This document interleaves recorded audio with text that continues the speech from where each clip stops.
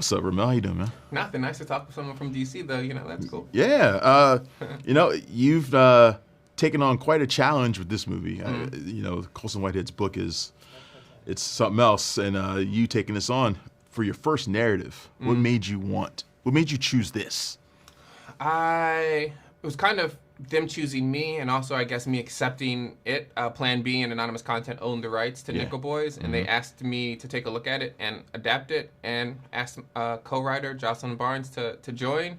Honestly, it just seemed perfect for me. Two young black men, one of them a lot of love. Life veers off the path for a decision that is very kind of commonplace. One of the big fears of mine, and I think one of the big fears of a lot of people.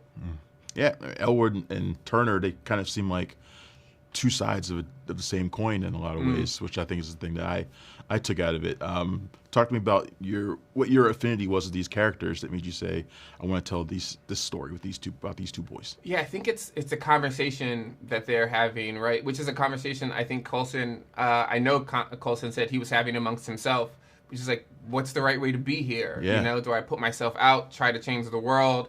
Do I accept that the world is a relatively socially terrifying place for folks that look like myself? And do I just game it and be a little bit selfish in that sense? It's something I think everyone needs to reconcile. When I look at Hale County and Nickel Boys, it seems like you're kind of developing like maybe a visual signature in a lot of ways. Like there's a stream of consciousness aspect to both that I like. Is that becoming a thing for you that you kind of want to stick with? Unsure. I genuinely believe that every film should be what the film calls for. I don't like to come in with preconceived ideas. Like, I don't know what my next film would be. I don't want to say that it's going to be sort of poetic and free flowing. So if you make a Transformers movie, it's not going to look like this, right? I mean, it could. It would be wild, and maybe that's what it needs.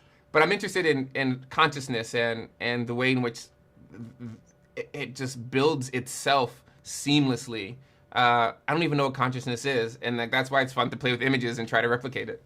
You said something interesting before the movie yesterday, that you kind of felt like seeing it the first time, you just kind of wanted people to just take it in, but not take it in too seriously. Yeah. And then maybe see it a second time. After seeing it the first time, I agree with you. It demands to be seen a second time in order to get the full perspective. But kind of talk about that. What made you realize that you think this is the way the movie should be seen? Well, it's like when you go through an experience in life, you need to think about it thoroughly if it's a true experience to figure out exactly what was happening, because you were so emotionally involved and so visually stimulated or so physically stimulated. I think cinema at its best is tapping into that plurality of experience and existence. It's a complex thing that needs to be unfolded and needs to be evaluated, and that evaluation, of course, can be in many different directions. And that's what's fascinating, is that the narrative is ours. It's not out there already. It's something that we determine. The casting is crucial for this movie. Ethan and Brandon, I think, are both do fantastic jobs in the film.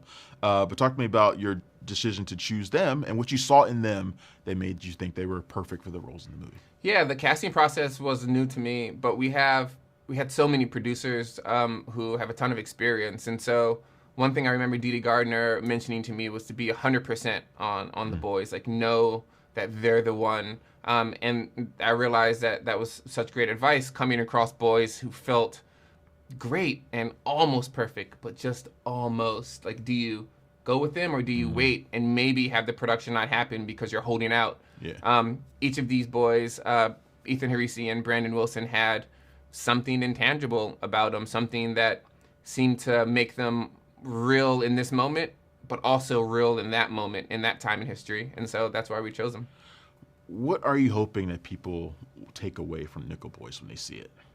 I'm hoping that they have and they keep the experience of it. I want them to have a genuine bodily, biological experience inside the context of their lives. I think if that can happen, I hope it can happen, then that's transformation. That's some sort of progress, because you're other than yourself or your body in ways that we can't quite articulate, are merging with other ways of being. Did you find any challenges moving from the documentary world over to narrative? I think I would have found challenges moving from doc to narrative if I wasn't so supported, but the producers never questioned any ideas. They, of course, stress tested them, and meaning like, we figured out if they really made sense and could they be executed. But yeah, I wasn't asked to make a transition. I was just asked to make the film I wanted to make. That's awesome.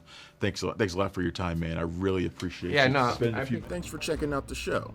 If you like what we're laying down, please subscribe to our channel and click the bell to receive notifications for all of our latest stuff.